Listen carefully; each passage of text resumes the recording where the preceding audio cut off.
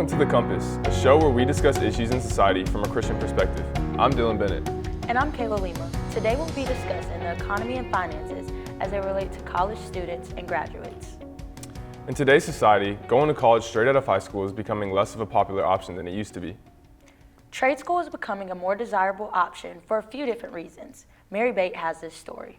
In prior decades, it was the standard to attend a four-year college and earn a bachelor's degree. It's something that was always taught to me as of most importance is that, hey, get your school and you can do whatever you want after you get your school done. But in today's society, high schoolers are becoming more interested in the idea of going to a technical school after graduating instead of a four-year university, especially due to the economy and its impact on the cost of going to college. Technical school is full of opportunities, especially in hands-on fields. Many students who work in a technical college study for their degree in real-life scenarios and apprenticeships. I think a tech school is a great place for people to start off, whether they know what they're interested in future studies or not, because you can at least at that point get all your basics that are required, and then they transfer to most four-year degrees. So you're saving yourself money. The value of attending a technical school rather than a university is often overlooked, but it is a great option for those looking for affordable education and high-demand, easily applicable fields. For those interested in a well-rounded college experience, however, attending a four-year university is the way to go. Though technical school is becoming a more popular option, attending a university can present opportunities that a technical school might not. While I do think tech would have allowed me to really just hone in on my stuff and what I wanted to do, I don't think I would have had as much fun or enjoyed the process like I have here. Each student graduating high school should weigh the pros and cons to both a four-year college and a technical school, and see which option is best depending on their finances, career interests, and preference on hours spent on education versus work experience. I'm Mary Bate for MC SWU. Thank you, Mary. After the break, we'll get a perspective on postgraduate success from Reverend Heath Mulligan in the Alumni Relations Department here at SWU. And later, we'll look into the undergraduate into postgraduate debt. What if there's a place for you where your dreams and future collide with God's vision and direction, where thinking and doing go hand in hand with innovation, where servant leaders of the next generation are grown, and where your story can be written and change the course of history, where generosity is contagious and if you catch it, you just might change the world. This is it. Step into community, step into faith, step into life, step into Southern Wesleyan University. Hi, I'm Madeline Barrett. I am a Southern Wesleyan graduate, class of 2021. I majored in media communication in a concentration of public relations. I am currently at the reserves at Lake Keowee here at the sales office. I work with Coldwell Banker Kane. This original position was part-time, and then my supervisor saw my resume and saw all of the things that I've done at Southern Wesleyan, including hosting a number of talk shows, creating an Instagram account for our communications department, and she thought, wow, you just have blown me away with all of these amazing things you've been a part of, and I want to offer you a full-time position here. Southern Wesleyan invested in me, and I got a return on my investment.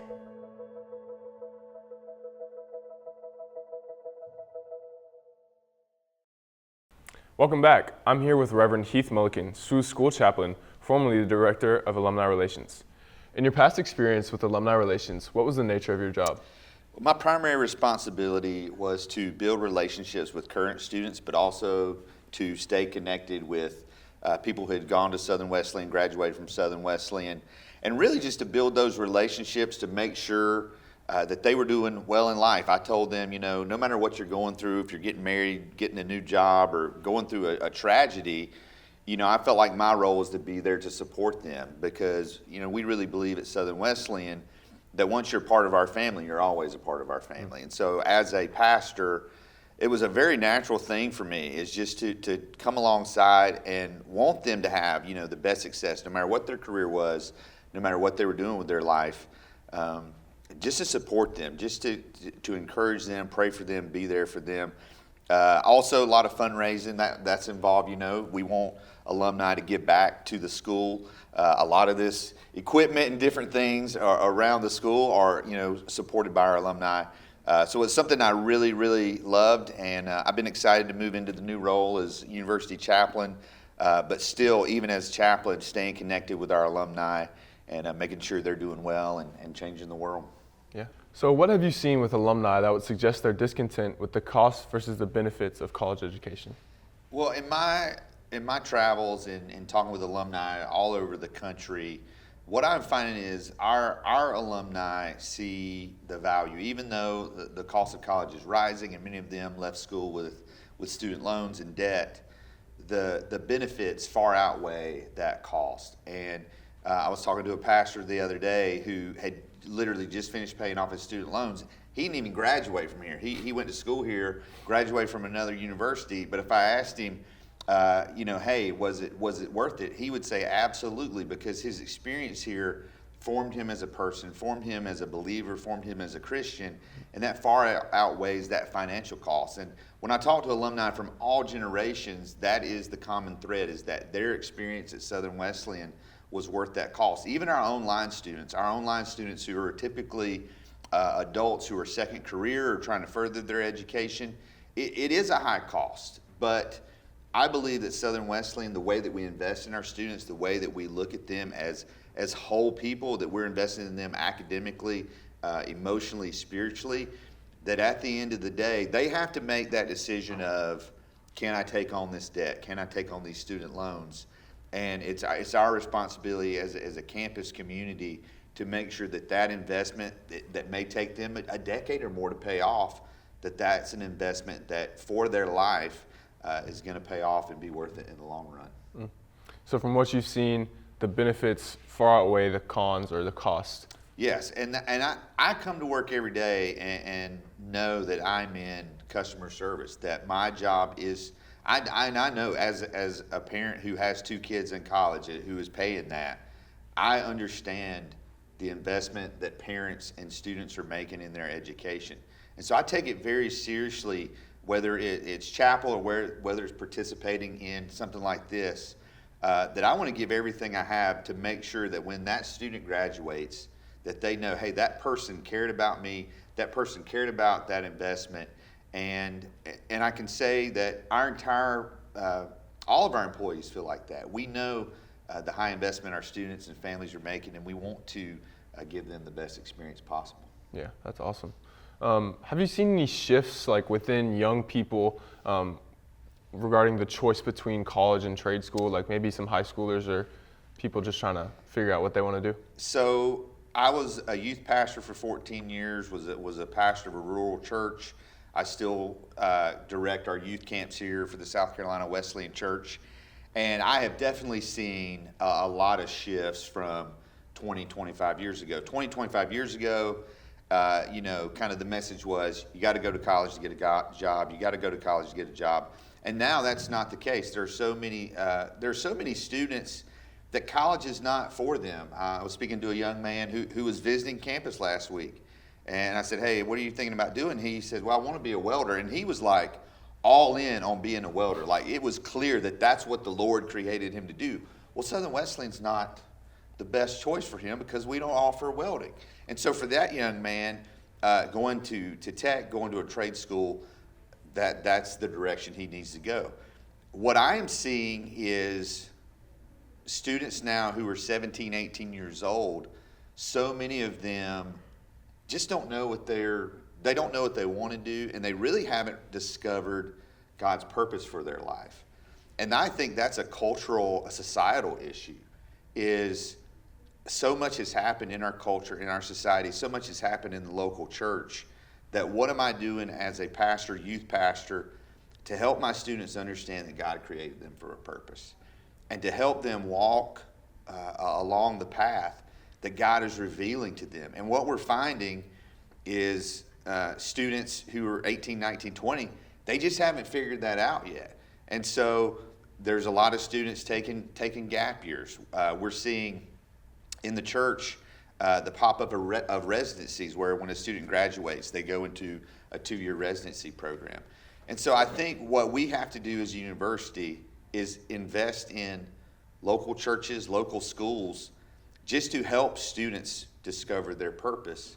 And when they discover their purpose, if Southern Wesleyan has the program they need, has what they're looking for, then we come alongside and say, hey, how can we make this the most affordable for you so you don't graduate with a lot of debt? And when you're here, you wake up every morning and the air smells beautiful because you know you're doing exactly what you're created to do. And there's no greater feeling than that when you wake up every day knowing you're doing exactly what God created you to do. That's really good. What trends are you seeing in college alumni regarding like job placements and their satisfaction with the career that they've gotten using their degree? So we have an alumni survey that we do. We have an online form that alumni, when they're updating their contact information, they can say, hey, how satisfied were you with your education? How satisfied are you with your career?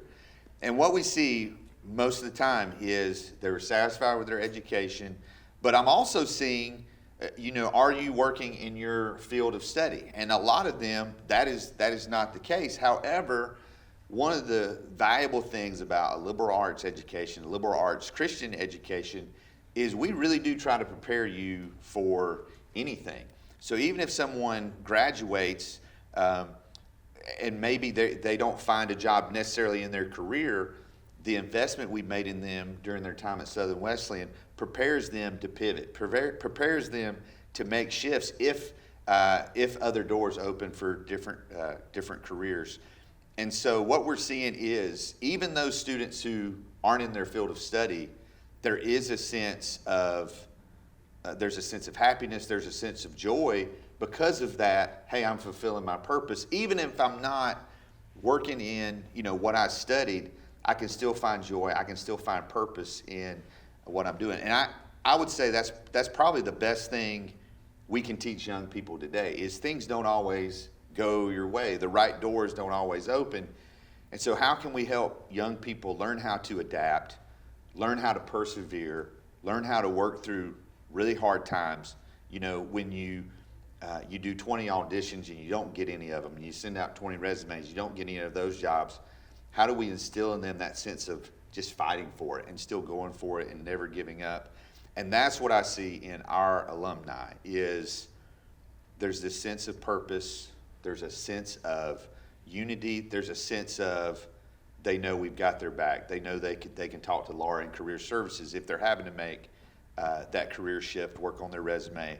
And so it's a really cool thing to see our students out changing the world, out, whether they're using their degree or not, they're using their experience from Southern Wesleyan to raise their families, to make an impact in their career, and do some really amazing things. Yeah, that's good. Were there any that were discontent with their choice between college and trade school? Like, have you seen any alumni that were like, I wish I would have gone to trade school? I haven't personally encountered people like that, but I have talked to my fellow youth pastors and things like that who student went away to college for maybe a year and just found out it wasn't for them and they had to make that shift. And I think that's a responsibility that we kind of bear as a university. If you get a student in and you just realize this is not for you, like this isn't the best fit for your life, I feel like our responsibility is to say, hey, let's help you pivot. Let's find a good trade school. Let's find you a good job. Even if you're not going to finish your college career here, we're still invested in you. I mean, you're still part of our family. And so I feel like our role is to kind of help people figure that out early in their college career, that first semester, second semester. But also, I think sometimes freshman year is hard. I tell everybody all the time, if I had lived on campus my freshman year, I probably would have flunked out because I like to play video games and hang out all hours of the night. So somebody would have had to say, hey, you need to get in gear. You need to stick this out. And again, it goes back to how do we help this generation, your generation, learn how to persevere, learn how to listen to the Holy Spirit, and just learn how to work hard. So there's some really important things in life that you have to work hard for, and how do we help students do that? Yeah, that's awesome. That's really special. Is there anything else you'd like to add that we haven't really discussed yet? I'm just so honored to be with you all today. This is such an amazing experience for me, because to see you all, you kind of living it out, doing exactly what you're going to be doing in your job. Now, MediaComm, we see our MediaComm students go out and make a difference. We have a young man who was working for the NBA, making videos for them. We've got a young man, Caleb, he's up working at a news station in his hometown in West Virginia. So it's really amazing to see you all have this opportunity to see this space, which is kind of like your laboratory. And so we want to provide this opportunity for our students no matter what their degree are. And just so proud of y'all. This is good work, and I'm just happy to be a part of what God's doing here. Thank you for joining us, Reverend Milliken. After the break, Zach Turner will be exploring the financial transitions young people face as they move from undergrad into postgrad life. After that, we'll talk to Student and Council Representative Jennifer Miller about her experience in undergrad and postgrad finances.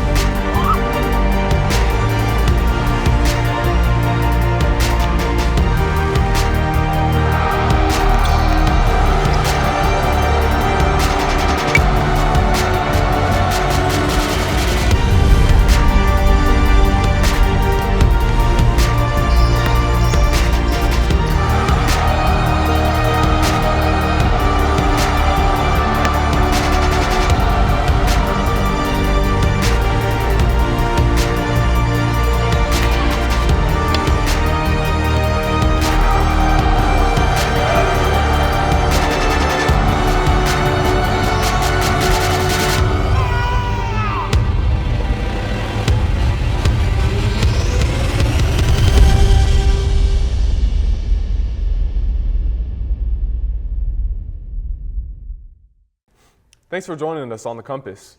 Kayla, have you ever thought about pursuing a trade? Yep, I probably want to flip burgers at McDonald's, and I look forward to just doing that. Now on to Zach Turner, who will be taking a look at the financial struggles undergraduate students face in the transition into postgraduate life. Money can be stressful, but it's not supposed to be when we're in college. College is where we make friends, hit the books, and have fun. It can be the best 4 years of your life. However, each of those things do come at a cost, and one that doesn't disappear when you walk across the stage. Graduating is an exciting milestone, but it comes with financial realities that are easy to overlook. Student loans are a key hurdle. Repayment options and interest rates can feel overwhelming, making it essential to create a plan early. So once they get out of college, then the bill comes due, and it puts them in this lifestyle of debt. Another trend affecting graduates is doom spending, where stress or uncertainty triggers unnecessary purchases. Tackling this behavior begins with building a realistic budget. Take out savings, take out giving, take out expenses that you know you're going to have, and the rest is what you have to spend. Looking ahead and starting small with investments can make a big difference. From setting up an emergency fund to exploring long-term savings plans, it's all about building good habits that grow over time. As you can see, finances don't have to be a burden after college. Smart spending combined with a little budgeting and investing can do the trick. Build good habits early as you transition to postgraduate life, paving the path to a free financial future so you can have more money in your pocket. Now back to the compass. Thanks, Zach. Up next, we will have Jennifer Miller in to give advice about college finances. And still to come, we have Ella Grace Lawton talking about overconsumption and internet consumerism. We'll see you then. Blessed are the poor in spirit, for theirs is the kingdom of heaven. Blessed are those who mourn, for they will be comforted. Blessed are the meek, for they will inherit the earth. Blessed are those who hunger and thirst for righteousness, for they will be filled. Blessed are the merciful, for they shall receive mercy. Blessed are the pure in heart, for they will see God. Blessed are the peacemakers, for they will be called children of God. Blessed are those who are persecuted because of righteousness, for theirs is the kingdom of heaven. Rejoice and be glad, because great is your reward in heaven. For in the same way they persecuted the prophets who were before you. This is the character of kingdom citizens. We encourage you to read Matthew chapter 5, verses 3 through 12, to put these attitudes to practice. These are some of the blessings you will reap by serving God.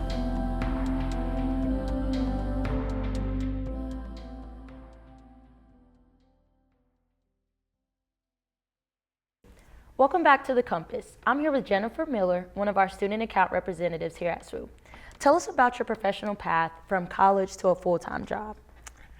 My path was pretty easy. I was graduating in 2003 with a degree in studio art, but there was a small private school in the area that happened to need an art teacher, and I don't even remember how I learned about the position, but put in for it and got it. So pretty much right out of college, I had my first full-time teaching job. So God worked it out. And what advantages did being a college student provide for you financially?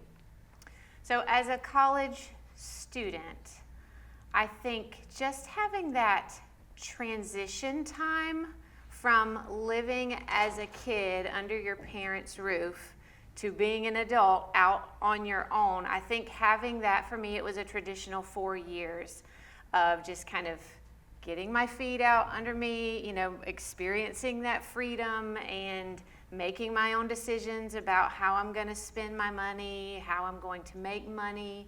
I think it's good to kind of have that buffer between being a child and being an adult. In your experience, what financial struggles have you seen the average graduate facing, and what advice do you have for them for handling that?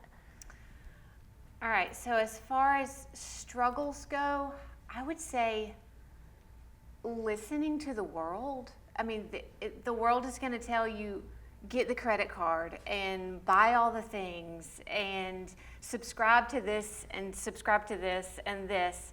And I think we need to train ourselves, and especially new graduates, to look at everything that you're spending your money on through a God-honoring lens, you know what I mean? And also, I think when I was graduating school, I looked at the future, and there's not necessarily anything wrong with this, but like with rose-colored glasses, you know what I mean? And like, the world is my oyster, and I'm gonna make all this money, and it's gonna be great. And that's not necessarily true. Like, life as an adult is hard, whether you have a college degree or not, and things are gonna happen. And so I just look at the world realistically, I guess, would be another struggle. And as far as my advice goes, well, I do have one practical thing. My husband is the choir director here, and I was talking to him about this last night. And very practical advice: unless you absolutely have to, do not get the master's degree right away. It's just going to add to your debt. And then, like in education especially, what if you get the 4-year degree, get the 2-year degree, and then you get in the classroom and you're like, this is not for me. I hate this. I need to do something else. And then you've wasted that 6 years and you're in all this debt. So I think, my personal experience, get the 4-year degree, work a little bit, and find out what you are passionate about. Find out what you really want to do. And then, yes, then if you want to pursue the other degrees, then take that dive. But I think that real world experience is so valuable. And what actions can students take now to ensure financial stability in the graduation transition? Okay, so I don't think you can 100% ensure financial stability, unfortunately. Things are going to happen, but I think there are things that you could probably do to set yourself up for success. And looking at it through a biblical, God-honoring perspective, I would say go ahead and start the habit of being a giver now. Luke 16:10 is the one who is faithful in small things will be faithful in larger things. Go ahead and just get in the habit. I'm going to be a giver. And not only that, but give off the top. Give generously. And operating under God's economy is so much safer. He's going to take care of us.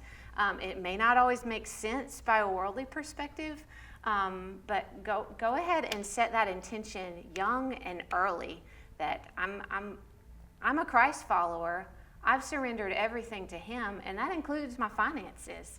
And so what am I spending my money on, and what am I giving to, and is that really honoring God and furthering God's kingdom?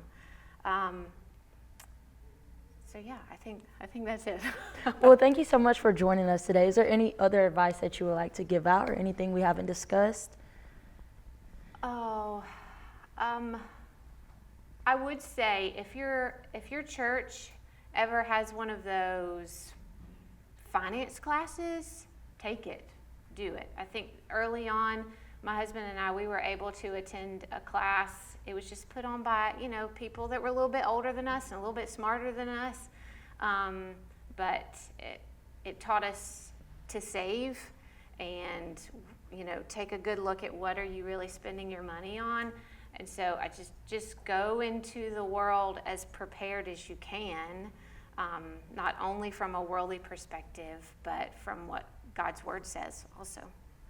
Well, thank you for coming today, Jennifer. After the break, Ella Grace Lawton will be discussing overconsumption and the financial concerns behind it.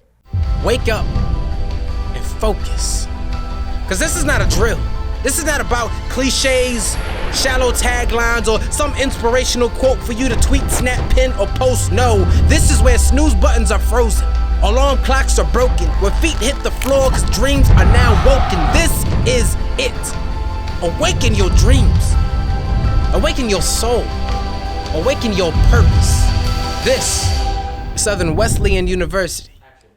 Welcome back to The Compass. Dylan, do you feel like you're ready to graduate and experience the new world? I'm only a sophomore, so I think that question doesn't really apply to me yet, but once I get closer to my junior and senior year, I'm really excited to get graduated. Now we move into Ella Grace Lawton, looking into overconsumption from trends on the internet. Global consumption has tripled since the 1970s, with young people today not saving their money as wisely as previous generations did. This is severely affecting college students and their finances during college and post-graduation. With online shopping so prevalent today, e-commerce has expanded by 800%. I would say I online shop at least once a week.